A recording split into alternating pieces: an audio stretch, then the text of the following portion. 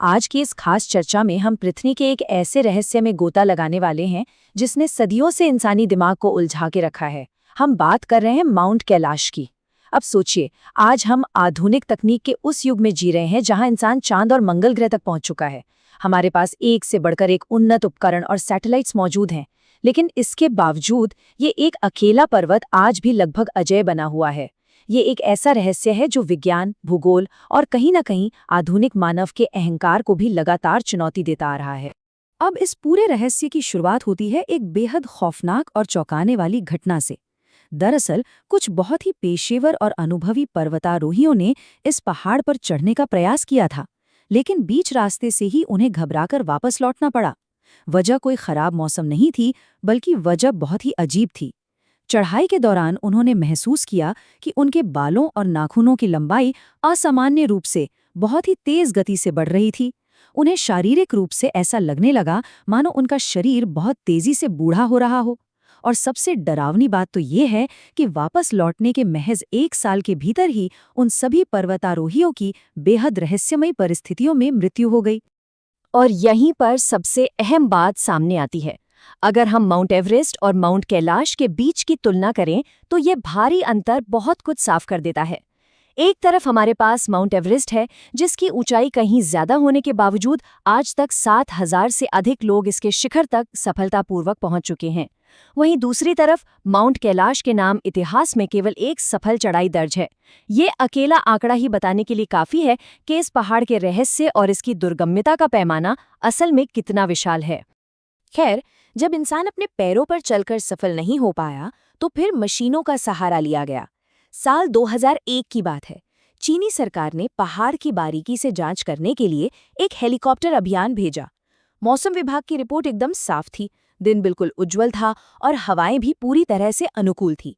लेकिन जैसे ही वो हेलीकॉप्टर पहाड़ के करीब पहुंचा, बिना किसी चेतावनी के अचानक वहां भयानक काले बादल छा गए। मौसम इतनी तेजी से और इतना खराब हो गया कि हेलीकॉप्टर क्रैश होने की नौबत आ गई और उसे तुरंत वापस लौटना पड़ा। इस रहस्यमयी घटना का असर ये हुआ कि इसके तुरंत बाद चीन ने माउंट कैलाश पर चढ़ाई करने पर हमेशा के लिए स्थायी प्रतिबंध लगा दिया। तो चलिए इस पहेली को थोड़ा गहराई से और व्यवस्थित रूप से समझते हैं। इस पूरे विश्लेषण को हम 4 मुख्य हिस्सों में बांटकर देखेंगे। पहला, भौगोलिक विसंगतियां। दूसरा, वहां की अजीब रोशनी और आवाजें। तीसरा, समय के तेज होने का प्रभाव। और अंत में हम बात करेंगे उन एकमात्र सफल पर्वतारोहियों की। सबसे पहले बात करते हैं भौगोलिक विसंगतियों की, जो कि प्रकृति का एक बहुत बड़ा रहस्य है। इस क्षेत्र का जो भौतिक भूगोल है वो सच में चकरा देने वाला है। जरा कल्पना कीजिए, एक ही पहाड़ है और वहां से 4 अलग-अलग नदियां 4 बिल्कुल विपरीत दिशाओं में बहती हैं, उत्तर, दक्षिण, पूर्व और पश्चिम। और इसके ठीक नीचे प्रकृति का एक ऐसा विरोधाभास मौजूद है जो इसे और भी दिलचस्प बनाता है। पहाड़ के तल पर 2 झीलें बिल्कुल अगल-बगल स्थित हैं। पहली है मानसरोवर झील, जिसका पानी एकदम शुद्ध और जीवनदायी माना जाता है। और सबसे बड़ी बात, ये भयानक ठंड में भी कभी नहीं जमता। लेकिन ठीक इसके बगल में मात्र कुछ दूरी पर है राक्षस ताल। ये खारे पानी की एक निर्जीव झील है, जिसे घोस्ट लेक भी कहा जाता है। वहां कोई जीवन नहीं पनप सकता और स्थानीय मान्यताओं की माने तो कभी-कभी इसका पानी रहस्यमयी तरीके से पूरी तरह गायब भी हो जाता है। लेकिन रुकिए, अगर आपको लगता है कि ये अजीब है, तो जरा इस संख्या की गणितीय सटीकता पर गौर कीजिए। एक्सिस मुंडी यानी पृथ्वी के केंद्र के एक सिद्धांत के अनुसार ये पर्वत एक बहुत ही विशिष्ट और सटीक स्थान पर मौजूद है। माउंट कैलाश प्रसिद्ध ऐतिहासिक स्थल स्टोनहेंज से बिल्कुल 6,666 किलोमीटर दूर है। उत्तरी ध्रुव से भी इसकी दूरी ठीक 6,666 किलोमीटर ही है और दक्षिणी ध्रुव से इसकी दूरी बिल्कुल इसकी दोगुनी यानी 13,332 किलोमीटर है। ये इतनी सटीक गणितीय स्थिति है जो इसे केवल एक पहाड़ नहीं बल्कि पूरी पृथ्वी का एक रहस्यमय केंद्र साबित करती है। अब पृथ्वी के इस भूगोल से आगे बढ़कर हमारे दूसरे पहलू पर आते हैं, जो है अजीब रोशनी, आवाजें और रहस्यमयी ऊर्जा। इन रहस्यमयी ऊर्जाओं को समझने के लिए इतिहास में कई बार जांच की गई। अगर हम पीछे मुड़कर देखें तो 1938 में हिटलर तक ने ऊर्जा के इन छिपे हुए स्रोतों की खोज में अपनी एक टीम यहाँ भेजी थी। इसके बाद 1999 में रशियन वैज्ञानिक अर्न्स्ट ने अपनी टीम के साथ वहां शोध किया और एक चौंकाने वाला दावा किया कि ये पहाड़ असल में प्राकृतिक नहीं है, बल्कि एक उन्नत प्राचीन सभ्यता द्वारा बनाया गया एक बहुत बड़ा मानव निर्मित पिरामिड है। इसके अलावा वहां रहने वाले स्थानीय लोगों ने भी अक्सर रात के समय पहाड़ पर 7 रंगों की अजीब रोशनी देखने और अलग-अलग प्रकार के कंपन सुनने का दावा किया है। और हाल के वर्षों में तो रशियन वैज्ञानिकों और नासा ने भी यहाँ हैरान करने वाला डेटा दर्ज किया है। अब यहाँ जो सबसे दिलचस्प बात सामने आती है वो है हार्ड साइंस। 2015 में रशियन वैज्ञानिकों ने जब वहाँ के आसपास के पत्थरों पर शोध किया तो उन्होंने 5000 गीगाहर्ट्ज की एक अविश्वसनीय इलेक्ट्रोमैग्नेटिक फ्रीक्वेंसी दर्ज की। आपको बता दें कि इतनी उच्च फ्रीक्वेंसी सामान्य तौर पर प्रकृति में प्राकृतिक रूप से मौजूद ही नहीं होती। इसके अलावा नासा के डेटा ने भी इस क्षेत्र में 3000 से 8000 नैनो टेस्ला के बीच एक अत्यंत उच्च और असामान्य चुंबकीय क्षेत्र का पता लगाया है।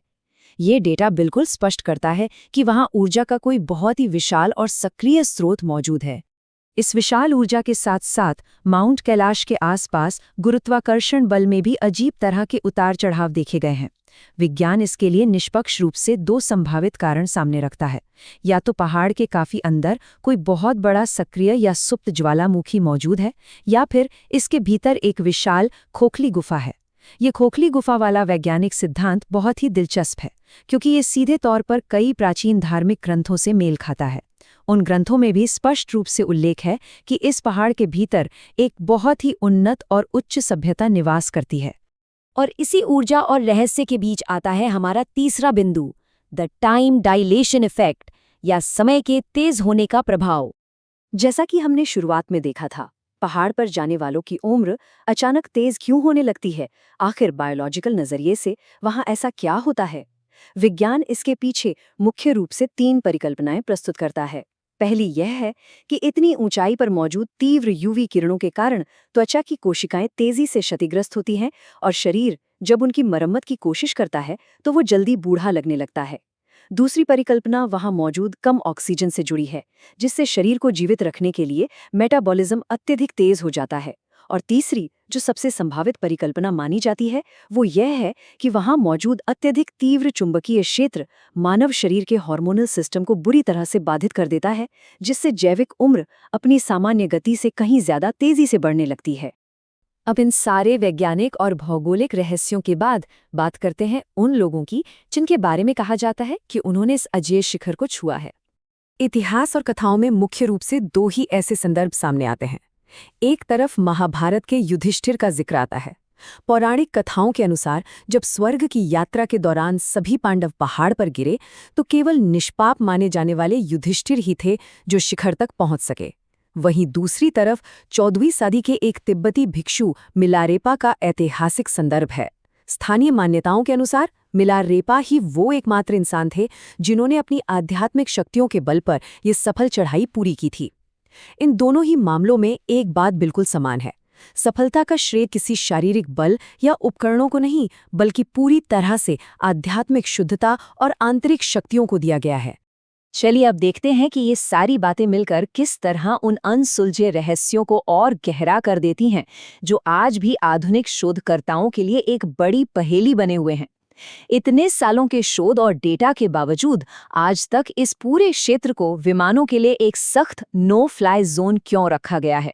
और उससे भी ज्यादा चौंकाने वाली बात यह है कि आसपास के सभी इलाकों में अक्सर तेज भूकंप आते रहते हैं, लेकिन माउंट कैलाश के मुख्य क्षेत्र में बिल्कुल उसी जगह पर आज तक कभी भूकंप का एक हल्का सा झटका भी दर्ज नहीं किया गया है।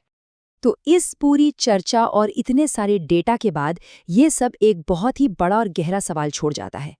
क्या विज्ञान किसी उन्नत सभ्यता या किसी अदृश्य ऊर्जा की सच्चाई को पूरी तरह से समझने में संघर्ष कर रहा है, या फिर कुछ चीजें इस ब्रह्मांड में ऐसी भी हैं जहां रहस्य ही सबसे बड़ी सच्चाई है?